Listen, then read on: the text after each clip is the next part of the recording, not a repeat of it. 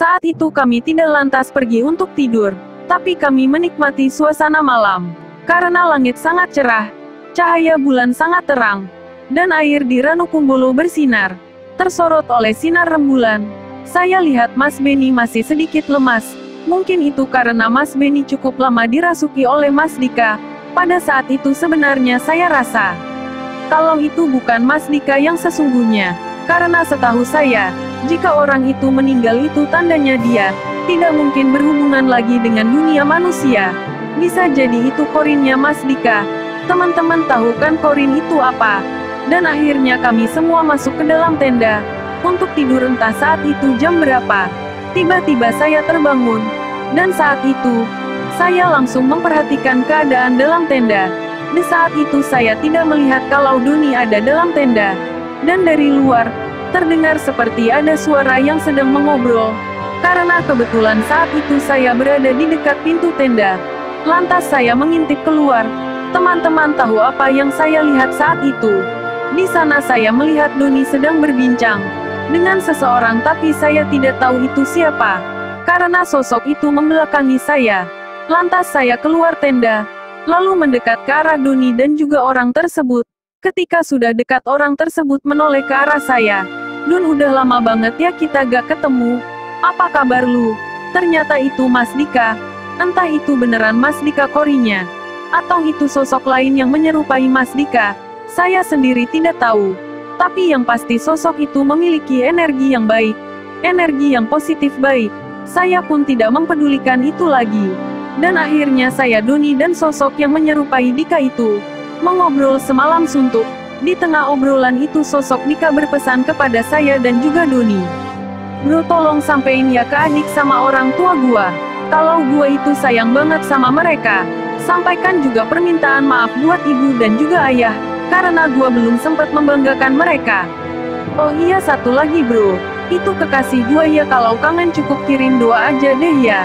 "Ya bro, pasti gua sampaikan amanat dari lu ini. Ya udah, gua pamit. Dan kalian istirahat dulu. Nanti kalian langsung turun aja, gak usah lanjut ke atas." "Oh iya Mas Dika." Sosok yang menyerupai Dika beranjak dari duduknya lalu dia berjalan menjauh, dan secara perlahan menghilang. Saya belum percaya dengan kejadian yang baru kami alami. "Don, jam berapa nih?" "Jam 4. Ya udahlah, kita jangan tidur dulu ya. Kita ngopi aja sambil nunggu subuh." Lalu saya dan Doni memasak air untuk menyeduh kopi. Tidak lama setelah itu, Mas Benny dan juga Mas Koko keluar dari tenda dan bergabung dengan kami. Pagi itu kami berempat menikmati kopi di suasana Ranukumbolo yang tenang, tenteram dan juga damai. Hingga akhirnya waktu subuh pun datang. Kami sholat berjamaah di sana. Singkat cerita, selesai sarapan, kira-kira saat itu pukul 8.30, kami langsung bersiap untuk turun kembali. Sesaat sebelum kami turun, kami bertemu kembali dengan beberapa pendaki yang semalam menolong kami. "Masih mau lanjut nggak Mas?" "GK Mas, kami mau turun." "Oh gitu ya Mas. Ya udah Mas, kalau gitu kami mau lanjut." "Ya udah Mas, hati-hati. Kompak selalu, saling jaga satu sama lain ya. Pastikan semua yang ada di kelompok kalian baik-baik saja, oke?" "Oke Mas, terima kasih Mas.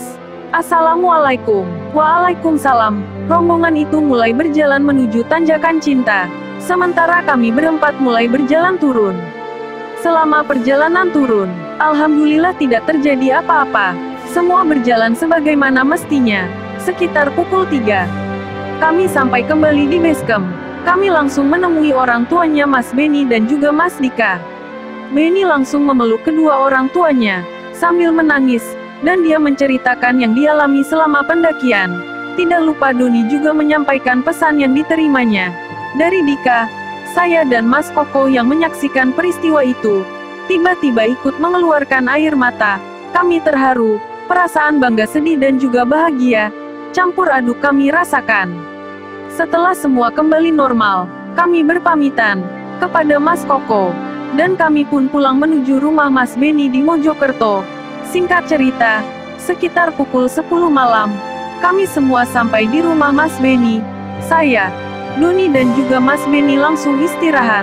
Keesokan harinya kami berdua diantar pulang oleh supir keluarganya Mas Benny, langsung menuju Bandung.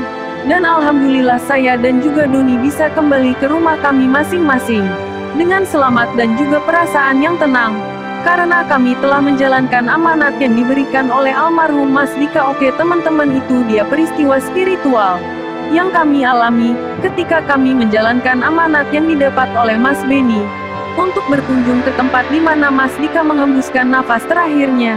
Dan alhamdulillah perjalanan yang kami lakukan itu semua berjalan baik-baik saja. Ya walaupun ada beberapa sedikit gangguan, tapi ya sudahlah. Oh iya teman-teman, kira-kira pelajaran apa yang bisa teman-teman ambil dari pengalaman yang dialami oleh kami selama pendakian itu? Buat teman-teman yang mau berargumen atau berdiskusi, silakan tulis di kolom komentar di akhir kata. Saya ucapkan Assalamualaikum warahmatullahi wabarakatuh.